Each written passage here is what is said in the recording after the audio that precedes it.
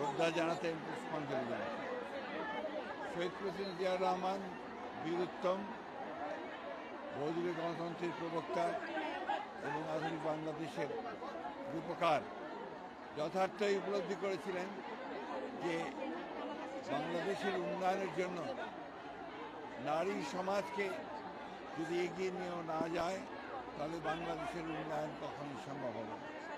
সেই জন্যই জনসংখ্যার অর্ধেক যে নারী সমাজ তাকে এগিয়ে নিয়ে যাওয়ার জন্য সর্বপ্রথম একটা রাজনৈতিক কাঠামো নির্মাণের জন্য এই বাংলাদেশ জাতীয় মহিলা দল নির্মাণ করেছিলেন, প্রতিষ্ঠা করেছিলেন। এবং তিনি মহিলা মন্ত্রণালয় তিনি প্রথম সেটাকে তৈরি করেছিলেন। এবং এই অন্যান্য বিষয়গুলো যেমন মহিলাদের ক্ষমতায়ন, মহিলাদেরকে আপনার কর্মসংস্থান, পুলিশে নিয়োগ, চাকুরির ব্যবস্থা করা, তাদের শিক্ষার ব্যবস্থা করা, সর্বক্ষেত্রে তিনি মহিলাদেরকে এগিয়ে নিয়ে যাওয়ার জন্য তিনি কাজ শুরু করেছিলেন। অন্যদিকে পরবর্তীকালে দেশের বেগম খালেদা জিয়া মেয়েদের লেখাপড়ার জন্য ক্লাস 12 পর্যন্ত অবৈতনিক শিক্ষা ব্যবস্থা চালু করে তিনি একটা যুগান্তকারী পদক্ষেপ নিয়েছিলেন।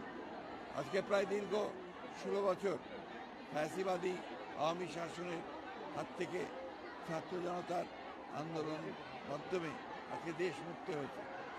এই বিপ্লবে, এই আন্দোলনে, এই সংগ্রামে দেশের অসংখ্য মানুষ, ছাত্র জনতা, এমনকি মহিলারা পর্যন্ত প্রাণ দিয়েছেন, শিশুরা প্রাণ দিয়েছেন। আমরা মহিলাদের যে অবদান এই গণতন্ত্রের পুনরুদ্ধারের সংগ্রামে, সেটাকে আমরা কখনোই অস্বীকার করতে পারব না।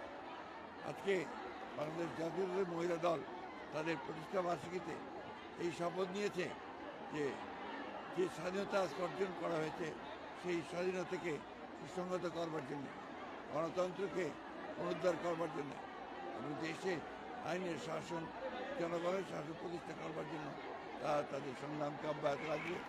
এবং আমরা বিশ্বাস করেন দেশে খুব শিগগিরই আজকের যে অন্তর্বর্তীকালীন সরকার প্রতিষ্ঠিত হয়েছে তারা জনগণের রায়ের উপরে, মতামতের উপরে নিদর্শন করে তারা যত দ্রুত সম্ভব সংস্কারগুলোকে সম্পন্ন করে তারা দেশে নির্বাচনের মাধ্যমে জনগণের ক্ষমতা জনগণের হাতে তুলে দেওয়ার ব্যবস্থা করবে। এটাই ছিল আজকের দিন শপথ। এই যে সংস্কারের কথা বললেন, সেই সংস্কারগুলোকে নির্দিষ্ট করে ঘোষণা দেওয়া উচিত কিনা অন্তর্বর্তীকালীন সরকার? আপনারা জানেন আমরা বারবার করেই দুবার দেখা করেছি আমরা আপনার এই অন্তর্বর্তীকালীন সরকারের প্রধান এবং তাদের সদস্যদের সঙ্গে। প্রত্যেকবারই বলে এসেছি আমরা যে একটা সংস্কারগুলো ঘোষণা করে যেটা তারা করতে চান সেগুলো জনগণের সামনে তুলে ধরা এবং সেটার সময় নির্ধারণ করা যাতে করে সুনির্দিষ্ট একটা যৌক্তিক সময়ের মধ্যে নির্বাচন হতে পারে এবং জনগণের ক্ষমতা জনগণের হাতে তুলে দেওয়া যেতে পারে সেই ব্যবস্থা করার জন্য আমরা তাদেরকে অনুরোধ করছি।